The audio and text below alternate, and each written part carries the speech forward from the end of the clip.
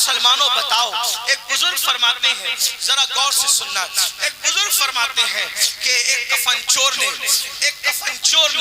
میرے ہاتھ پہ توبہ کی، دل کے کان سے سننا بھائیو، ایک کفن چور نے میرے ہاتھ پہ توبہ کی اور وہ سینکڑوں کفن چرا چکا تھا۔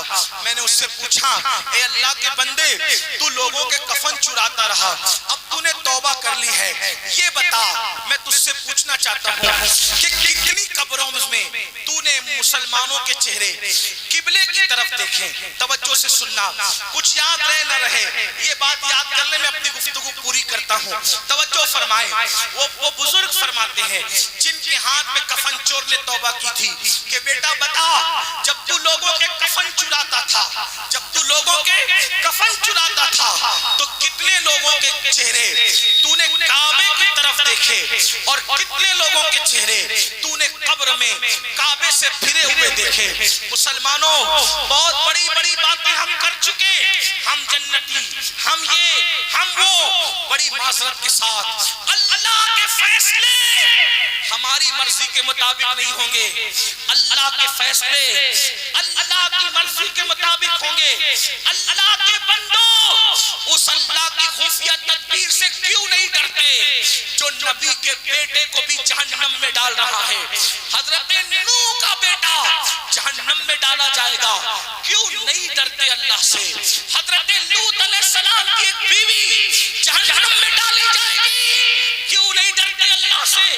بنی اسرائیل پر جو پتھر برسے، ان کے چہرے جو سور اور بندر کی طرح کیے گئے، وہ معمولی لوگ نہیں تھے، وہ اولاد پیغمبر تھے، اولاد پیغمبر۔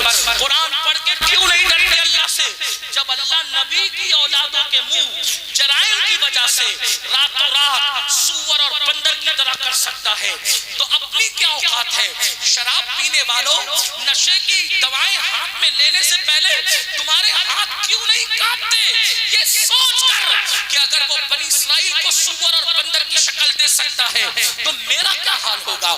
کسی عورت پر پاپ کی نظر ڈالنے سے پہلے آنکھیں کیوں نہیں کانپتی کہ وہ اللہ جو لوط علیہ السلام کی قوم پر پتھر برسا سکتا ہے تو وہ میرا کیا انجام کرے گا؟ یاد رکھنا، کب تک کے شیطان کے مکر کا شکار رہو گے؟ کب تک خود فریبی کا شکار رہو گے؟ کب تک سوچو گے کہ صرف میں جنتی ہوں، میں جنتی ہوں؟ کیا سرٹیفکیٹ ہے آپ کے پاس؟ کیا ثبوت ہے آپ کے پاس؟ برا لگے تو معاف کرنا، لیکن اتنا ضرور کہوں گا، پچھتانا ہے تو یہاں پچھتا لو، رونا ہے تو یہاں رو لو، گڑگڑانا ہے تو یہاں گڑگڑا لو۔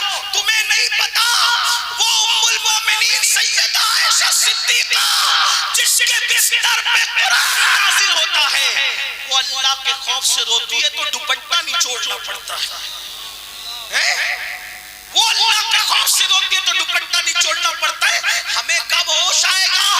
ایک دن مرنا ہے، ایک دن موت ہے میرے بھائی۔ او سود کے دھندے کرنے والے میرے بھائی، او عورتوں پہ پاپ کی نظر ڈالنے والے میرے بھائی، روایتوں میں آتا ہے جو عورتوں کو پاپ کی نظر سے دیکھے، جب وہ مرے گا تو مرنے سے پہلے ڈر ہے کہ اس کا ایمان اس سے چھین لیا جائے گا۔ عورتوں کو پاپ کی نظر سے دیکھنے والا جب مرے گا اس کی زبان پہ کلمہ جاری نہیں ہوگا۔ کیوں نہیں ڈر لگتا اللہ سے؟ تو جو بات کرنے چلا تھا وہ یہ کہ ایک کفن چور نے بزرگ کے ہاتھ پہ توبہ کی۔ انہوں نے پوچھا، بیٹا بتا تو نے کتنی قبروں میں چہرہ قبلے کی طرف دیکھا اور کتنی قبروں میں چہرہ قبلے سے پھرا دیکھا؟ تو وہ نوجوان کہتا، اللہ کی قسم حضرت توبہ کر چکا ہوں، میں نے 100 قبریں کھولی تو 99 لوگوں کا چہرہ قبلے سے پھرا رہتا تھا اور 100 میں ایک ہی بندہ ہوتا جس کا چہرہ قبلے کی طرف ہوتا تھا۔ ایک ہی بندہ۔ اپنے بارے میں جو القابات تراش لو، خراش لو، جو چاہو بن جاؤ، یہ حقائق ہے مسلمانوں۔ اس بزرگ نے اپنے استاد کو خط لکھا، حضرت یہ کفن چور نے میرے ہاتھ پہ توبہ کی ہے اور وہ کہہ رہا ہے کہ میں نے 100 قبریں کھولی تو 99 لوگوں کے چہرے قبلے سے پھرے دیکھے، ایک ہی بندے کا چہرہ 100 میں ایک قبلے کی طرف چہرہ دیکھا. حضرت یہ بتائیے کہ قبر میں لوگوں کے چہرے قبلے سے کیوں پھر جاتے ہیں, قبلوں سے کیوں ہٹ جاتے ہیں؟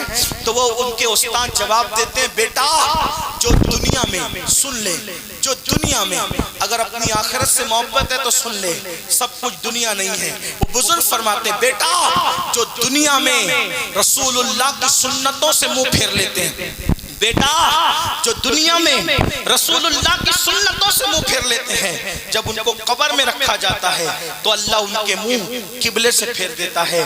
میری قوم کے جوانوں, ذکر اہل بیت سننے کے لیے آنے والوں, بتاؤ اگر سنت چھوڑ دی, توجہ, سنت چھوڑ دی تو منہ قبلے کی طرف قبروں میں نہیں رہے گا.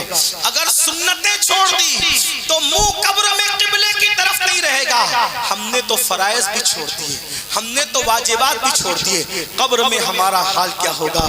بڑی بڑی کے ساتھ میرے بھائی, جگہ جی لگانے کی دنیا نہیں ہے, یہ عبرت کی جا ہے, تماشا نہیں ہے. زمین کھا گئی, آسمان کیسے کیسے, ہم بھی ایک دن مر جائیں گے, لیکن یاد رکھنا اللہ کو راضی کیا قبر میں چین سے سوئیں گے, اور اللہ کو راضی نہ کر سکے تو پھر کتے سے بدترین زندگی آخرت کی ہوگی. اللہ اکبر, کتے بلی تو مٹی بن جائیں گے, عذاب الہی میں گرفتار ہو جاؤ گے. اس لیے آج توبہ کرو, امام حسین کی محفل میں توبہ کرو, عہد کرو, ہم بدل کر جائیں گے, تبدیل ہو کے جائیں گے, دنیا کی تیاری بھی کریں گے, لیکن قبر کو بھی بہتر بنانے کی کوشش کریں گے, آخرت کو بھی بہتر بنانے کی کوشش کریں گے. اور یاد رکھنا, جب تک نماز پڑھ کے حضور کی آنکھوں کو ٹھنڈا نہیں کرتے, اپنی قبر میں بھی ٹھنڈک نہیں ہوگی. جب تک کہ سجدہ کر کے مسجدوں کو رونق نہیں بخشتے, اس وقت تک ہماری قبریں بھی روشن نہیں ہوگی. قبر میں اندھیرا ہوگا, تاریکی ہوگی, کوئی کہانی نہیں, کوئی قصہ نہیں, یہ حقائق ہے. اس لیے آج بدل جاؤ, پتہ نہیں کل اپنا نام زندوں میں رہے گا یا مردوں میں رہے گا. آج توبہ کرو, ابھی توبہ کرو, ابھی بدلو, اپنی زندگی میں انقلاب پیدا کرو. اللہ سب سے پہلے مجھے آپ سب کو تبدیل ہونے کی توفیق عطا فرمائے. گفتگو کے درمیان اگر کوئی غلطی ہو تو اللہ پاک معاف فرمائے. استغفر اللہ ربی من کل ذنب واتوب الیہ وما علینا الا البلاغ. السلام علیکم ورحمۃ اللہ.